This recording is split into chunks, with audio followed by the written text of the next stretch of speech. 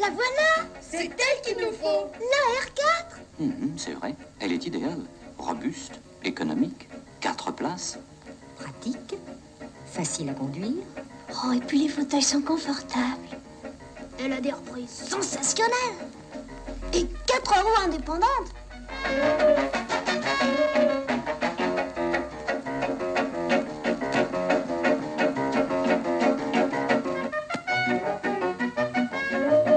Notre voiture, la R4 Renault. Bonjour à tous et bienvenue sur l'Argus. Je vous propose aujourd'hui de découvrir une exposition secrète de Renault autour des 60 ans de la 4L, un modèle qui s'est écoulé à plus de 8 millions d'exemplaires dans le monde et qui a été commercialisé dans 100 pays. Et la meilleure personne pour nous parler de tout ça, c'est le garant du patrimoine de Renault, Hugues Portron, le directeur de Renault Classique. Bonjour Hugues. Bonjour. Et avant même de parler des différents modèles qui sont proposés au sein de cette exposition, je vous propose de revenir aux prémices de l'histoire et de nous raconter un petit peu d'où est né ce projet. Est-ce que c'est la Citroën 2 chevaux qui a piqué au vif la régie et donc qui a réagi? Pas exactement, pas tout à fait. En fait, on est au milieu des années 50. La régie Renault est présidée par Pierre Dreyfus et il a une vision très sociologique de la France. Il regarde ça avec beaucoup d'attention et il remarque quelques facteurs essentiels. On est en période d'exode rural, les gens vont vers les villes, mais en fait plutôt vers les banlieues. Donc c'est une nouvelle forme d'habitat qui est en train d'apparaître. On est dans les 30 glorieuses, donc les femmes commencent à travailler, à beaucoup plus travailler. Donc il y a 2 salaires, donc les foyers ont un accès plus facile à l'automobile. Et enfin, on constate que les femmes conduisent de plus en plus. Et donc Pierre Dreyfus constate ça et demande à ses équipes de lui concevoir une voiture qui corresponde à ses nouveaux besoins. Alors que la 2 chevaux a été conçue dans les années, fin des années 30, et là on était dans une France très rurale. Et d'ailleurs le cahier des charges de la 2 chevaux, c'était de traverser un champ avec des œufs sans les casser. Vous voyez que là on est vraiment dans un univers très différent. Après les solutions peuvent sembler assez similaires parce que il s'agit d'un véhicule populaire, pas cher, très utile, très fonctionnel, mais le cahier des charges est très différent. En fait, Pierre Dreyfus, il a demandé à ses équipes de lui faire un volume. Il dit, j'en ai assez de ces voitures qui sont un capot moteur, un habitacle, un coffre. Moi, je veux du volume. Enlevez-moi les sièges, les banquettes, un volume. Il demande à ses équipes de lui faire une voiture à l'image du Blue Jean. D'accord. Là, je pense que tous les ingénieurs se sont dit, mais il est fou, qu'est-ce qu'il a le patron? Et en fait, il leur a dit, mais vous savez, le blue jean, c'est ce vêtement très utilitaire, très fonctionnel, qui, si on n'est pas snob et si on n'a pas d'ambition comme ça au paraître, rend des tas de services et qu'on peut remplacer facilement, dans lequel on se sent toujours à l'aise, etc. C'est ça que je veux. Je veux pas une mignonne petite voiture, non, je veux un blue jean. Et donc dans les années 60, au début des années 60, les premiers projets qui arrivent ressemblent à cette maquette qu'on a juste à côté. Alors voilà, ça c'est une maquette d'un des projets. Vous voyez que la ligne n'est pas encore très élégante, hein, c'est assez pâteau. Et puis petit à petit, le design va s'affiner, même si encore une fois, il ne s'agit pas de faire une voiture mignonne, mais on va quand même alléger un peu ces formes-là qui sont très pataudes, et ça va devenir la 4L, qui en fait va garder la même forme pendant plus de 30 ans. Alors on va s'avancer vers le premier exemplaire qui voit le jour, donc lui, en 1961, officiellement présenté à la presse. C'est ça, la voiture est présentée en 61. Alors la voiture, ou plutôt les voitures, parce qu'il y a 3 versions qui sont présentées. Il y a la R3, la R4 et la R4L. Voilà. Alors là, on est devant une R3. Alors ça, c'est vraiment l'entrée de gamme. Et là, pour le coup, il s'agit de concurrencer directement la Citroën. Donc c'est une version avec un plus petit moteur, c'est un 603 cm3. Donc ça permet de descendre à 3 chevaux fiscaux, d'où le nom R3. On enlève tout ce qui est superflu. Hein, il n'y a plus de chrome, il n'y a plus d'habillage de porte à l'intérieur, les sièges sont encore plus minimalistes, enfin vraiment, il n'y a plus rien. Bon, c'est une voiture qui va peut intéresser la clientèle et donc elle va être arrêtée très rapidement parce qu'en fait elle est aussi chère à produire qu'une R4 ou une R4L et elle a un prix de vente très bas, donc elle est chère à produire, elle se vend peu, on arrête très vite et finalement les gens vont se tourner surtout vers la R4 et la R4L. Et R4L, c'est ce qui va donner le surnom générique de la voiture 4L. Mais alors vous me dites R4, R4L, R3, qu'est-ce que c'est que ces différences de nom, de différenciation? Je vois qu'il, par exemple, il manque une vitre à l'arrière sur cette version. Voilà, sur celle-ci, on a même enlevé la vitre de custode. Vraiment, on l'a entièrement dépouillée pour avoir le prix le plus bas. Alors pourquoi R3, R4, R4L? En fait, la 4L, appelons-la comme ça, a initié les appellations avec des chiffres, des numéros chez Renault. C'est la première, on est en 61. Et en fait, ça va s'arrêter en 65, au moment du lancement de la Renault 16. Vous voyez, je dis Renault 16, je ne dis pas R16, parce que pour le lancement de cette voiture plutôt haut de gamme, on décide de changer de stratégie dans les appellations et d'appeler les voitures Renault plus un chiffre. Et donc la R4 va devenir la Renault 4 à partir de 1965. Alors, il me semble que dans les caractéristiques techniques de cette R4, il y a une spécificité, c'est que c'est une 2 roues motrices, ce qui n'était jamais arrivé auparavant chez Renault. Alors c'est la première, vous avez tout à fait raison, c'est la première traction avant de Renault. En Oui, tout cas, pardon, 2 roues motrices, traction avant, pardon. C'est la première traction avant de Renault en véhicule particulier. En fait, la première traction avant de Renault, c'est l'Estafette, mais on est en véhicule utilitaire. Hein. Donc c'est la première traction avant de Renault. Elle a d'autres caractéristiques tout à fait particulières et qui là sont vraiment des innovations très importantes dans l'histoire de l'automobile. C'est d'abord sa forme. Vous voyez que c'est un bicorps. Il y a un capot moteur et ensuite un habitacle. Donc on a bien répondu à la demande de Pierre Dreyfus. Et du coup, ça va nous permettre de mettre une 5e porte à l'arrière. Normalement, vous avez une petite porte de coffre. Là, vous avez une porte de service, ce qu'on appelle maintenant un hayon. Mais ça nous paraît très banal aujourd'hui, cette forme bicorps et ce hayon. À l'époque, c'était absolument révolutionnaire, au point qu'on ne savait même pas trop comment appeler la voiture. Et on voit dans des projets de brochures commerciales de l'époque qu'ils avaient pensé à la qualifier de break à l'époque. Carrément de break. De break, voilà. Donc, grande innovation sur l'architecture globale de la voiture. Un seuil de chargement. Un seuil de chargement, merci. Un seuil de chargement très bas. D'accord. Et un plancher plat, avec une banquette arrière qui peut s'enlever ou se rabattre. Et donc, ça va donner une voiture qui va être à la fois la voiture de la semaine pour travailler. Donc, on va pouvoir charger à l'arrière tout ce qu'on veut pour les besoins de l'activité professionnelle, et puis qui va servir aussi au week-end et aux vacances, pour un usage plus familial. Donc, c'est une voiture extrêmement polyvalente, et ça va être accentué par d'autres éléments techniques, tels que le circuit d'eau scellé.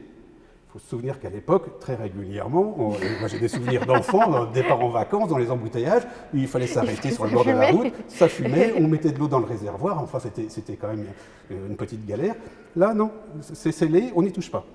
Autre point assez remarquable, c'est la suppression des points de graissage. Il faut se souvenir que dans les années 50, il fallait graisser très régulièrement un certain nombre de points de graissage sur les autos. Et on faisait ça dans les stations-service, on s'arrêtait et hop, on prenait le temps de faire graisser la voiture. Là, ça disparaît. Donc vous voyez une utilisation et une robustesse très nouvelle pour l'époque, qui va faire que cette voiture va toucher une clientèle très large. Et c'est ça qui est assez remarquable, et c'est là où on retrouve le côté blue jean, quoi. Parce que le blue jean, c'est pareil, tout le monde va avoir un blue jean dans sa garde-robe, et bien tout le monde a une histoire avec la 4L. Et ça, c'est assez unique dans l'histoire de l'automobile, et ça donne plus de 30 ans de carrière, et comme vous l'avez dit, plus de 8 millions d'exemplaires produits. Cher Hugues, on va aller se promener un petit peu dans les allées de cette exposition. Et j'ai une question, est-ce que grâce à la 4L, finalement, la 4L a démocratisé l'automobile auprès du public français? Oui, très clairement. C'est une voiture qui a touché toutes les catégories socio-professionnelles, toutes les classes, tous les âges. Et là, par exemple, on passe devant des voitures qui ont participé à des expéditions. C'est des voitures aussi, ce qu'il faut intégrer, c'est qu'on est dans les années 60, on est quand même, la guerre, c'était il n'y a pas très longtemps. Il y a un besoin de découverte du monde absolument incroyable. Et c'est une voiture qui, grâce à ses qualités de robustesse, va permettre aux jeunes de découvrir le monde, de sortir du territoire national et de vivre des expériences absolument incroyables. Et ça, je pense, aussi beaucoup fait pour le rayonnement de la voiture. Est-ce que c'était une voiture qui n'était pas chère à l'époque? Oui, c'était absolument pas cher, hein. C'était vraiment l'entrée de gamme chez Renault, et c'était une des voitures les moins chères du marché. Finalement, Renault a même été chercher une autre population, entre guillemets, des conductrices, en les séduisant avec des séries spéciales, et la plus iconique d'entre elles, c'est la Parisienne? Oui, exactement. Donc quand la voiture naît, encore une fois, elle a un côté très utilitaire. C'est une voiture, c'est la bonne à tout faire. Et donc on a cherché à gommer un peu ce côté utilitaire, sans perdre les qualités de la voiture, mais à la rendre un tout petit peu plus agréable à l'œil. Et la première tentative pour ça, c'est la Parisienne, en 1963. Quelles sont les spécificités finalement de cette 4L parisienne? Alors, elle garde toutes ses caractéristiques techniques d'origine, hein, c'est une vraie 4L, mais enjolivée grâce à un canage ou un tartan écossais sur les flancs, des enjoliveurs chromés avec ce qu'on appelle une couronne, et puis surtout une sellerie plus confortable, un peu plus rembourrée, et qui va donner un plus grand confort aux utilisateurs. Il y a même Sheila qui en a fait la pub. Exactement, Sheila était la marraine de la voiture. Elle avait une version, elle, non pas avec un canage, mais avec un tartan. Et on la voit dans un Scopitone en train de chanter à côté de sa voiture. Et je peux vous dire, pour avoir vu la voiture, que Sheila est toujours propriétaire de cette voiture qu'elle a pieusement conservée. Ouais, exactement. C'est génial. Ouais. La 4L, elle a aussi eu 1000 vies, elle a été déclinée en berline, mais on connaît aussi très bien, pour les avoir vues longuement sur nos routes, les versions fourgonnettes avec ce girafon. Girafon qui a été une brillante idée finalement pour les artisans. Alors voilà un bel exemple avec le girafon qui est ouvert. Alors voilà, le girafon c'est ça. C'est tout bête, mais c'est génial. Ça permet de transporter des objets très longs. Imaginez une échelle de peintre. Eh bien, vous n'êtes pas obligé de garder la porte arrière ouverte. Vous allez simplement glisser l'échelle au-dessus de la porte grâce au girafon et vous allez pouvoir comme ça emmener des choses très longues, très volumineuses. Alors la R4 en version fourgonnette a été l'allié de nombreuses sociétés, on peut le voir ouvertement ici, mais elle a aussi été l'allié des administrations et notamment la plus connue peut-être des versions, c'est celle de la Poste. Oui, c'est vrai que de nombreux facteurs ont parcouru des centaines de milliers de kilomètres à bord de fourgonnettes 4L avec cette couleur jaune, on la voyait arriver de loin. Alors c'est une voiture qui a quelques particularités par rapport à une fourgonnette de série, entre guillemets. On a vu le girafon pour transporter les objets longs, sauf qu'à l'époque, la Poste, elle transportait quasiment exclusivement des courriers, donc il n'y a pas besoin de transporter des objets longs. Et donc on a supprimé le girafon pour des histoires de coûts. Et en revanche, le facteur, il monte et il descend très souvent de sa voiture pour aller relever le courrier, le distribuer, etc. Et donc la Poste avait demandé qu'on renforce les charnières de porte. Et donc cette voiture a une troisième charnière à l'intérieur. Alors, la R4 en version fourgonnette a travaillé pour la Poste, mais elle a aussi été déclinée en berline et la version berline a aussi une spécificité pour les postiers. Oui, elle en a même plusieurs, je vais vous montrer ça. La Poste est partie du principe qu'un facteur, il est seul dans sa voiture, donc les places arrière ne sont pas utilisées, donc vaut mieux les utiliser pour transporter encore une fois du courrier. Et donc on va adapter la voiture en supprimant les poignées de porte à l'arrière, et en supprimant également la vitre de custode, puisque finalement personne n'occupe cet espace arrière et donc on n'a pas besoin d'avoir beaucoup de lumière. Donc vous voyez, plus de poignée, plus de vitre. Et voilà. Alors cher Hugues, on a parlé de la Poste, mais il faut aussi citer la voiture de la gendarmerie avec cette anecdote, et dites-moi si c'est une légende urbaine ou pas. On pouvait, et elle était adorée pour ça, rentrer avec son képi sur la tête à l'intérieur. Oui, exactement. Ça faisait partie du cahier des charges de la gendarmerie. Exactement, c'est vrai. Alors, elle a été beaucoup commercialisée, cette voiture, beaucoup utilisée surtout au sein des rangs de la gendarmerie. En fait, ils en ont utilisé à peu près 15 000. Hein, donc, c'est pas rien. Et celle-ci est une des toutes dernières Renault 4 produites. Et c'est la dernière Renault 4 fournie à la gendarmerie. Et du coup, Renault l'a offerte à la gendarmerie. Alors, elle fait partie de leur musée. Et ils nous l'ont très gentiment prêté pour les besoins de l'exposition. La Poste, la gendarmerie, les pompiers. Oui, bien sûr. J'ai presque envie de dire, et l'armée, cher Hugues. L'armée également. Oui, bien sûr. La voiture a servi de voiture de liaison au sein de l'armée. Et puis, il y a eu des tentatives pour faire un usage plus guerrier, entre guillemets, de la Renault 4 sur une base Simpar, c'est-à-dire transformée en 4 roues motrices par une filiale de Renault. Et la version la plus aboutie, entre guillemets, de ça, c'est cette voiture-là, cet engin, alors là qui est sous une présentation un peu bariolée, mais en fait c'est ce qu'on appelle, le nom officiel de la voiture, c'est une Renault 4 Simpar 4x4 élitreuillée. Et en fait c'était... C'est bien compliqué quand même. C'est bien compliqué. En fait ça veut dire que cette voiture, elle a été proposée à l'armée, notamment pour les commandos fusiliers marins. L'idée, c'est qu'on peut arrimer la voiture sous un hélicoptère, la déposer sur un lieu d'intervention et les commandos récupèrent la voiture et vont remplir leur mission. Voilà. Ce qui veut dire que c'est une version allégée?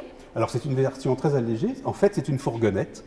On peut le reconnaître à certains plis de carrosserie derrière les passages de porte. La voiture est décapitée, elle a un pare-brise rabattable et surtout une transmission 4 roues motrices. Et avec ça, elle doit passer à peu près partout. Mais qui de l'œuf ou de la poule est arrivé en premier entre celle-ci et la 4L plein air? Alors la 4L plein air qui est en fait un peu une même base. C'est exactement, en fait c'est la même société, c'est la même technique, sauf que la 4L plein air c'est sur une base de berline et que là on est sur une base de fourgonnette, d'accord? Et que là elle a un système d'amarrage à un hélicoptère que n'a pas la plein air. Mais sinon c'est exactement le même principe de fonctionnement. Là, on a d'abord eu la plein air donc sur une base de berline et ensuite cette déclinaison à vocation militaire, mais on pouvait aussi l'acheter pour des besoins civils si on en avait l'usage. On continue cette visite et on en arrive au sport automobile parce que la R4, c'est aussi une voiture de compétition. Oui, alors que vraiment elle n'était pas faite pour ça au départ. Elle n'a pas été imaginée pour faire de la compétition. Est-ce que la plus emblématique, c'est peut-être celle-là? Oui, certainement. Ça, c'est donc la 4L des frères Marot, Bernard et Claude Marot, qui sont deux renards du désert, hein, c'était leur surnom. Ce sont des garçons qui ont beaucoup arpenté les pistes africaines, qui ont battu un record de vitesse entre Le Cap et Alger, au volant d'une Renault 12 Gordini. Et ils avaient fait tout leur repérage en 4L.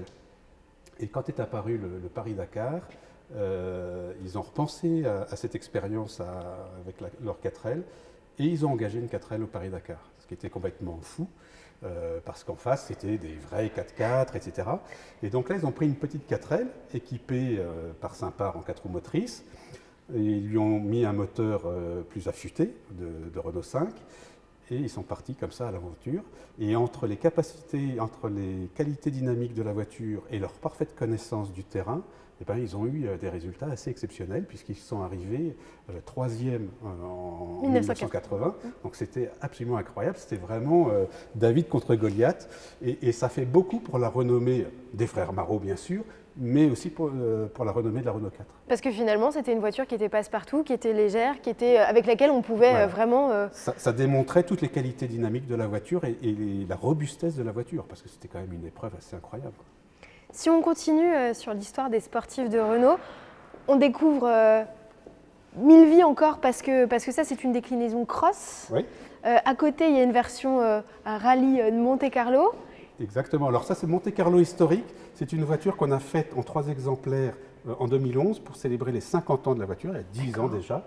Et c'est une voiture qui a eu un succès populaire absolument incroyable, puisque dans une des voitures, on a mis Jean Ragnotti au volant. Alors imaginez Jean Ragnotti au rallye Monte-Carlo, mais dans une 4L. Les gens étaient un peu dubitatifs et en même temps estomaqués. Et alors, si c'était un peu lent dans les montées, dans les descentes, Jean les a régalés de figures et de passages extrêmement rapides, parce que c'est une voiture qui, en plus, a une bonne tenue de route.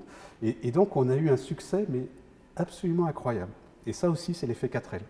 Et alors, si on continue sur notre lignée, je vois qu'en 2011, on arrive avec un espèce de resto mode, je ne sais même pas comment on pourrait qualifier ça. Donc c'est une 4L fourgonnette, oui, avec un look absolument démentiel, elle est rabaissée et qui finalement signe un record de vitesse à Bonneville sur le lac Salé. C'est juste incroyable d'avoir fait ça.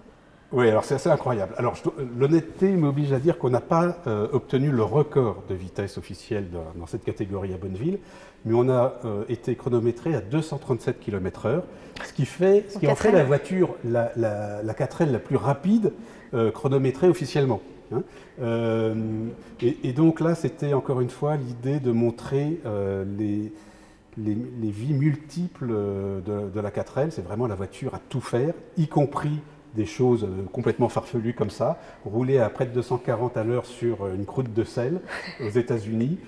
Ça reste un excellent souvenir, mais voilà. Mais ça n'a pas été finalement de tout repos d'arriver à ce record parce que ouais. c'était... Non, c'était compliqué parce qu'on n'y connaissait absolument rien, on n'avait jamais roulé sur du sel, et en fait c'est extrêmement particulier, et donc la définition technique de la voiture n'était pas tout à fait ce qu'il aurait fallu, et donc ce record, cette vitesse de 237, on l'a obtenu dans un des premiers runs. Et ensuite, on n'a fait que baisser, alors qu'on aurait dû augmenter. Donc voilà, mais ça c'était le manque d'expérience, mais c'est pas grave. Ce qui était important, c'était de montrer encore une fois une nouvelle facette de l'histoire de la Renault 4. Et si on veut tirer un petit trait d'union avec l'histoire d'aujourd'hui, on peut dire que le 4L Trophy instaure toujours la 4L dans le paysage du sport automobile français. Non mais ça c'est assez extraordinaire parce que vous savez que c'est le plus grand raid automobile au monde. en nombre de participants, c'est absolument incroyable.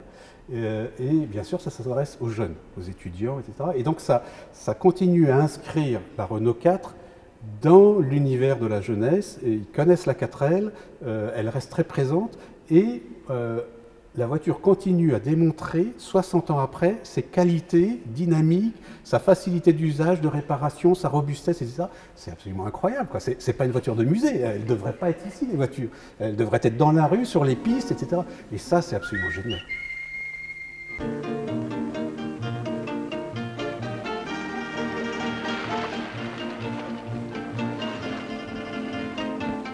Hugues, notre balade au sein de cette exposition 4L s'achève.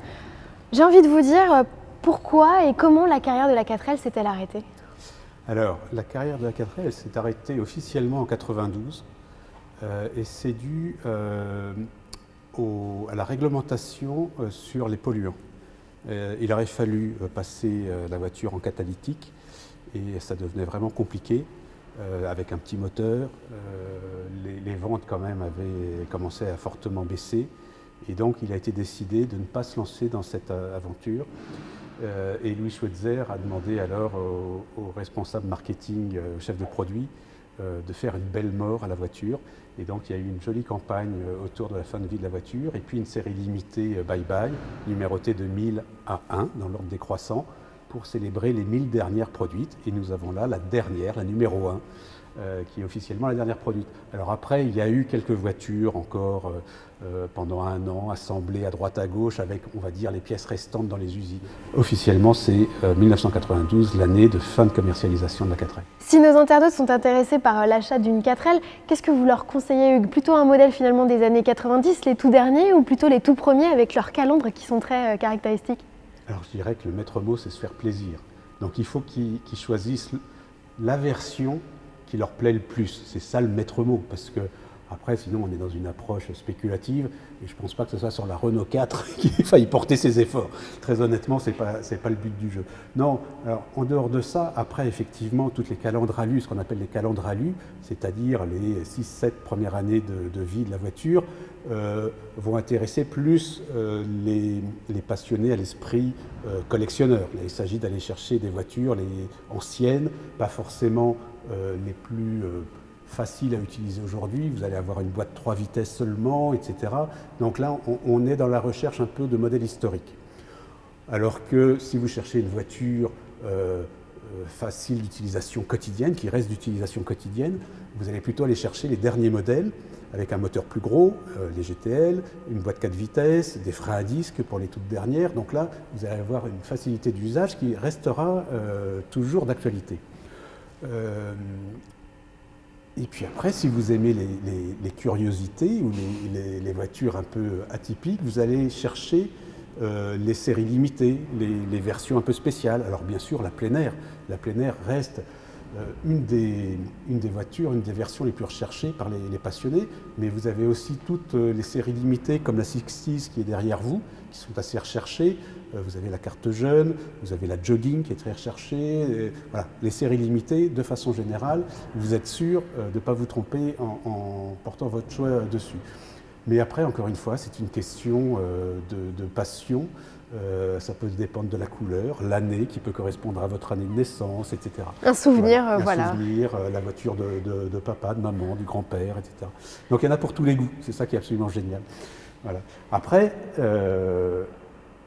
on trouve à peu près toutes les pièces pour les Renault 4, ça c'est formidable. C'est une voiture qui est relativement facile à entretenir aujourd'hui. Il faut quand même faire attention, c'est une voiture qui a un point faible, on le sait, on peut le dire, au niveau du châssis et tout particulièrement du train arrière. Donc ça, c'est le point à vérifier quand on achète une 4L. Tout le reste est vraiment simple à réparer et à maintenir en état. Et il faut dire, et ça c'est une grande avancée depuis quelques années, que le châssis de la Renault 4 est refabriqué et que donc même si on trouve un exemplaire avec un châssis un peu fatigué, on a une solution technique pour pouvoir maintenir en vie l'exemplaire souhaité. Une 4L en bon état d'usage, c'est environ 5, 6, voire 7 000 euros. Ça dépend beaucoup, encore une fois, de l'année, du modèle, etc. Et puis de l'état. Après, si vous allez chercher des versions très particulières comme la plein air, là les prix peuvent être beaucoup plus conséquents. Et en revanche, si vous cherchez une brave GTL avec une carrosserie, bon, bah, c'est pas bien grave si elle est un peu bugnée, etc. Pour quelques milliers d'euros, vous avez ça. Oui. Merci Hugues de nous avoir fait partager cette histoire de la 4L. C'était un plaisir. Et j'ai juste une dernière question, est-ce que le public pourra venir ici visiter un jour cette exposition autour de la 4L? Alors on l'espère, parce que c'est quand même le but du jeu. Et donc malheureusement, vous l'imaginez bien, la Covid nous a empêchés de faire tout ce qu'on aurait aimé faire cette année pour célébrer les 60 ans de la 4L.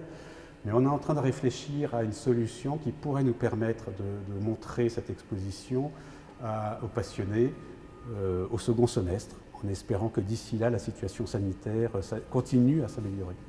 Merci beaucoup. Merci. On espère que ce petit reportage au sein de l'exposition des 60 ans de la 4L vous a plu. Sachez que Renault a des surprises dans ses cartons et qu'en 2025, une gamme Forever est évoquée. Ce sera du 100% électrique. Mais d'ici là, on en reparle. Et moi, je vais faire un petit tour.